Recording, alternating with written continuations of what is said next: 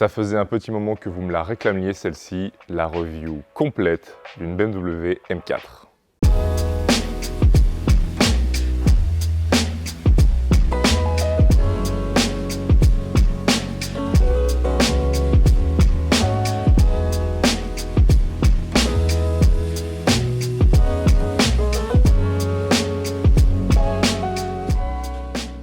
Alors dans cette vidéo, on ne parlera pas de n'importe quelle M4, on parlera d'une M4 compétition, une version améliorée de la version 431, une version où vous constaterez qu'il y a des points d'amélioration, sur le châssis, mais aussi à l'intérieur. Bref, une M4 compétition, c'est une voiture qui est grandement diffusée, qui est assez facile à entretenir, vous l'avez vu dans la vidéo précédente, et surtout une voiture qui sait tout faire en ayant de la gueule. La lignée des BMW M berline de porte est assez longue. On a eu la M3E30, la E36, la E46, la E92 et maintenant la M4. Ils ont décidé à partir de la génération F82 pour celle-ci, de changer le nom puisque la série 3 coupée passait série 4 et la série 3 était passée en 4 portes. Alors que ça nous plaise ou non, personnellement, ça me fait quelque chose de me dire que ça s'appelle M4 alors qu'en fait c'est une M3, c'est dans la lignée. Mais bref, BMW a fait ce choix-là. La voiture qui en résulte est une auto extraordinaire, un sacré gap d'évolution entre la E92 et la F82. Déjà de par son moteur, pour une première, la BMW M3 M4 s'équipe d'un 6 cylindres en ligne, retour aux bases, mais cette fois-ci biturbo, le S55. 3 litres, 431 chevaux, 550 Nm sur la version normale et 450 chevaux sur la version compétition. Le look par rapport à la E92 a évidemment encore une fois évolué. On revient sur des volumes un peu plus taillés à la serpe. La E92 était assez arrondie, était assez bombée. Sur la M4, on revient sur quelque chose d'un peu plus coupé. Le capot, les lignes de capot, évidemment on perd les deux aérations par rapport à la E92, mais par contre vous avez toujours cette bosse qui maintenant est un peu mythique sur la voiture. Vous avez les lignes de ce capot qui sont absolument splendides. Le pare-choc avant qui est très agressif, mais en même temps qui n'en fait pas trop.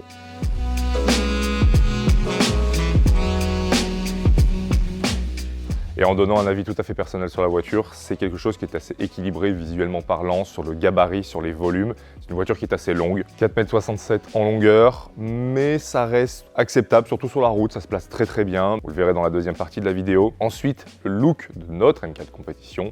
Vous avez la teinte minéral gris à l'extérieur, une teinte qui est peu courante sur les M4, compétition, etc. Vous avez les jantes compétition, évidemment en 20 pouces, optionnel tout de même, hein, souvenez-vous la vidéo précédente. Et surtout, ces jantes sont en grise, ce qui fait que vous avez un contraste avec la voiture qui rehausse le design de ces jantes. Comme c'est une compétition, vous avez le pack Shadowline et le pack Black étendu, je ne sais plus exactement la dénomination, avec la calandre, petite ailette latérale, logo de malle arrière, canule d'échappement. Et d'origine, le Shadowline, ce sont l'entourage de vitres noires, ce qui permet à la compétition d'être reconnaissable, mais aussi d'avoir un petit look un peu plus sympa, un peu plus sportif. Autre pièce iconique maintenant depuis 2 générations sur les BMW M3, M4, c'est le toit en carbone d'origine. Si vous ne prenez pas le toit ouvrant, vous avez cette magnifique pièce avec cette double nervure. C'est une pièce absolument somptueuse. C'est quelque chose de plutôt rare à retrouver sur des GT comme celle-ci. Donc, apprécions le fait que BMW l'ait installé d'origine. Les rétroviseurs aussi sont iconiques depuis la génération E92 aussi, avec ce décroché vers le haut. Je trouve ça magnifique. Ça permet de reconnaître de loin et très vite une M3 ou une M4. Et puis, accessoirement, lorsque vous êtes dans l'habitacle et que vous regardez ce rétroviseur, vous sentez que la voiture est spéciale. Vous sentez qu'il y a quelque chose en plus par rapport à une simple série 4. À l'arrière, encore une fois, on ne peut pas se tromper, c'est bel et bien une M4. Regardez les ailes arrière, très bombées, très larges, avec cette ligne de fuite tout le long de la caisse. On retrouve aussi une double ligne, encore une fois, qui suit celle du toit sur la malle de coffre. Pareil, c'est propre au M4. Ce petit relevé, peut-être un petit peu façon CSL, très cool aussi. Et surtout, encore une fois, un héritage, cette fois-ci de la M3 E46, les 4 pétards. La E46 était la première M3 à obtenir ces mythiques sorties d'échappement. La M3 E92 les avait repris. Il est évident que cette voiture allait le reprendre aussi.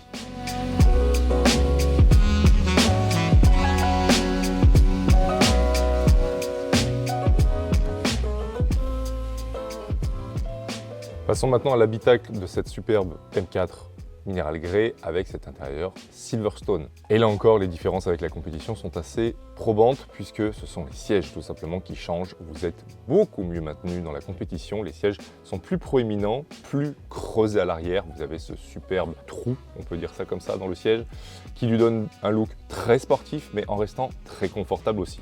Depuis, ils sont chauffants, ça permettra de profiter du confort d'une voiture en hiver. On a le cuir étendu Mérinos.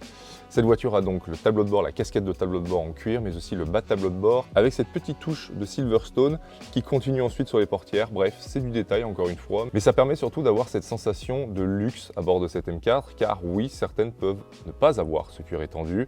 Et là, vous avez le tableau de bord en plastique moussé de bonne qualité, mais cela reste du plastique. Dans une compétition, vous avez aussi le carbone intérieur, très sympa, c'est ni trop ni pas assez, et cette voiture est équipée de la boîte DKG 7 rapports double embrayage qui permet d'avoir vraiment une ergonomie de conduite que je trouve moderne, que je trouve réellement d'actualité, même si cette voiture a bientôt 10 ans. Le son Harman Kardon, vous avez le nouveau iDrive, bref. Cette voiture est très bien équipée et surtout ça permet à la M4 de se renouveler, de revenir un petit peu plus dans la course à l'époque, car on lui reprochait d'être un petit peu trop en retard par rapport à Audi avec le CarPlay, etc., etc. Cette voiture est revenue dans la course, cette version est revenue dans la course. Et ce qui est cool chez BMW, c'est qu'on retrouve les deux compteurs physiques de l'analogique, pas du digital. Vous avez des belles aiguilles, vous avez un compteur qui est lisible, c'est ce que les passionnés BMW aiment depuis tant d'années, c'est que les compteurs sont simples et sans chichi. Vous retrouvez quand même des informations en dessous avec un petit écran, mais rien n'est terni pour pouvoir profiter de ce beau compteur à aiguille. Je me souviendrai toujours des slogans de BMW sur chacune de leurs pubs, le plaisir de conduire. Et c'est bien, encore une fois, le cas de cette M4. C'est du plaisir, que ce soit pour un trajet personnel, professionnel, mais surtout et aussi des balades en se faisant plaisir sur la route sans aller trop loin. Vous pouvez avoir énormément de sensations avec cette voiture et c'est ce que l'on va voir tout de suite sur la route.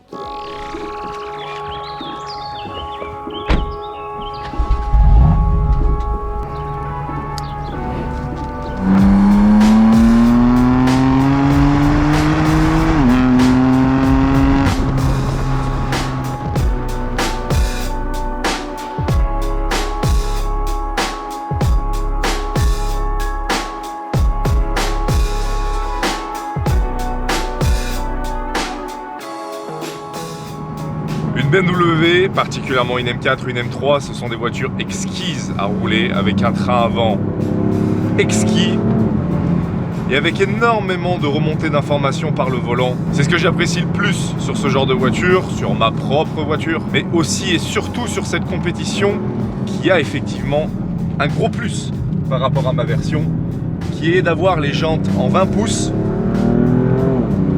et donc d'avoir une meilleure réactivité, une meilleure stabilité. On ressent encore mieux justement ce train avant qui est un pur bonheur à placer. Le train arrière qui enfile, je roule actuellement en MDM, donc ESP déconnecté, mais toujours avec des aides, ce qui permet à la voiture de bouger un petit peu, mais sans trop brider la puissance, car avec les 450 chevaux, vous arrivez très vite à saturation du train arrière et vous arrivez très vite à faire glisser la voiture. Le moteur, c'est le même que le mien, le 3 litres biturbo 6 cylindres, mais ici donc développement 450 chevaux, toujours 550 Nm en revanche, mais avec une plage d'exploitation qui est un poil différente. On a moins cette arrivée massive et violente de coupe à bas régime, vous allez le choper un poil plus haut et surtout d'une manière un poil plus lisse, ce qui fait que c'est plus dosable. Sur la mienne, ça part d'un seul coup si vous êtes en ESP totalement déconnecté. Ici, ce qui est bien, c'est que l'on peut au moins anticiper un petit peu l'arrivée de la puissance, comme ici par exemple.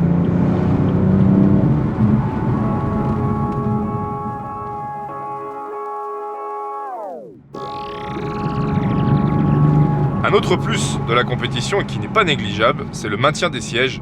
Il est largement supérieur à celui des miens. Je rappelle que la mienne est une 431, est une M4 régulière. On est ici sur la version compétition. On a donc vraiment un maintien qui est sans faille. Ça peut être pour certains et certaines un sentiment d'oppression, mais moi je me sens extrêmement bien, je me sens très bien maintenu, très bien calé.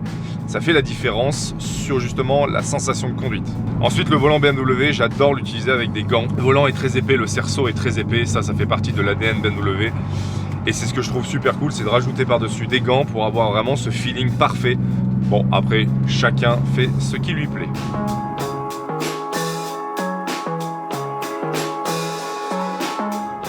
La boîte de vitesse DKG est une superbe boîte.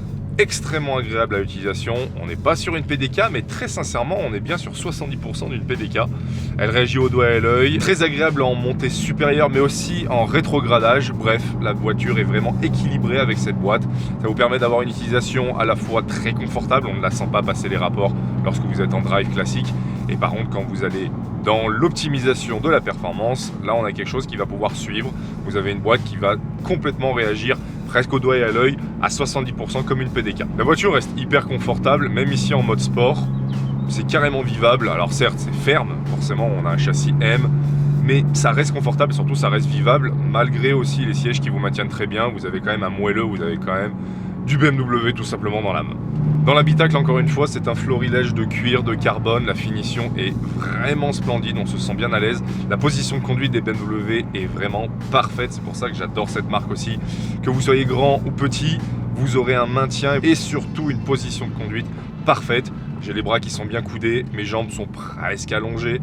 Mais bref, en même temps je suis 1m92, mais vraiment ne vous faites aucun souci sur votre position de conduite. Si vous aimez les positions sportives comme moi, vous serez gâtés.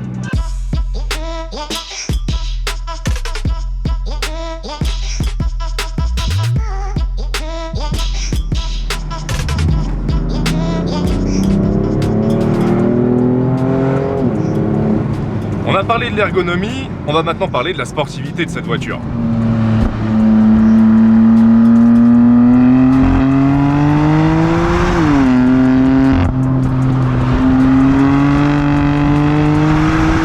Le train avant, encore et toujours, qui enroule, extrêmement stable. Et le train arrière, quant à lui, qui suit, qui survire légèrement. Je rappelle, je suis en MDM.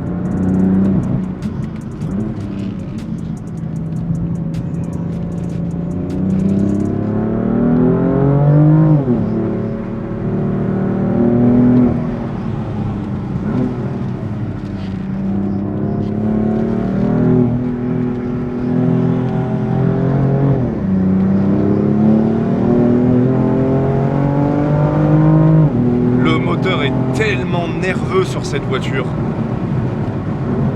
tellement d'agressivité lorsque vous le poussez.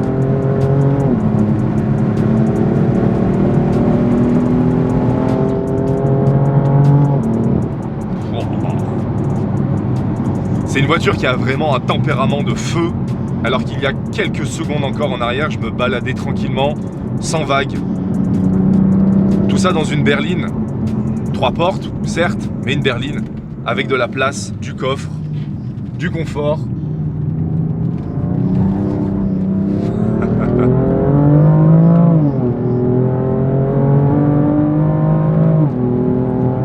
Explosive, explosive. Le moteur est explosif. Le châssis, lui, suit. Le châssis de la compétition est vraiment plus pointu que celui de ma 431. On sent qu'il y a vraiment une recherche de BMW d'avoir plus de stabilité, d'avoir une meilleure progressivité pour ne pas se faire peur, pour ne pas avoir à glisser d'une manière vraiment intempestive. C'est le cas de la 431. Ici, on est sur quelque chose de vraiment équilibré. BMW a su vraiment rendre la BMW M4 vivable et surtout bolidable à un point où vraiment je ne pensais pas qu'il y avait une si grande différence avec la 431. Et pourtant, au niveau des suspensions, ce ne sont que des ressorts. C'est juste que la voiture est rabaissée. Il n'y a pas un vrai travail sur les suspensions, ce n'est pas des nouvelles suspensions, il n'y a pas un retarrage. On a juste des ressorts plus courts. Ce qui veut que la voiture est plus basse et mieux assise. C'est fou, c'est fou. Tout passe au sol. Et on a quelque chose qui est vraiment, vraiment intense à rouler, plaisant. Si vous voulez passer à l'étape supérieure, vous pouvez évidemment déconnecter entièrement l'ESP, chose que je ne ferai pas aujourd'hui. Puis vraiment ce train avant qui suit, le train arrière qui vous pousse.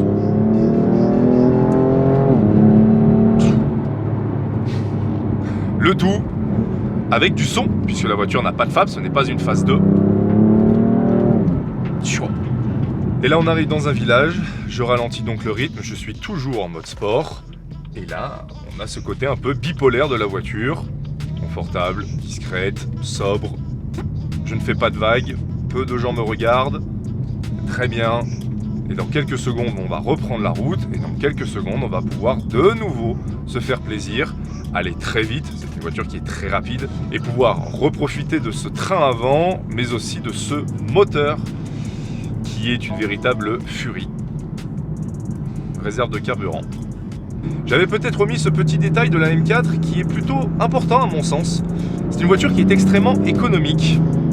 Oui, malgré ce voyant d'essence. C'est une voiture qui est carrément économique puisque en stabilisé avec ma 431 personnelle sur des trajets classiques d'autoroute, etc., j'arrive à tomber à 8 litres de consommation en stabilisé à 130 km/h. Ce qui est absolument excellent. Bon, évidemment, lorsque vous tapez dedans, c'est une autre histoire. Mais en tout cas, la M4, lors d'une utilisation normale routière, est une voiture économique. Mais là, on ne joue pas l'économie, on joue plutôt la sportivité. Avec toujours vraiment ce train avant, j'insiste là-dessus.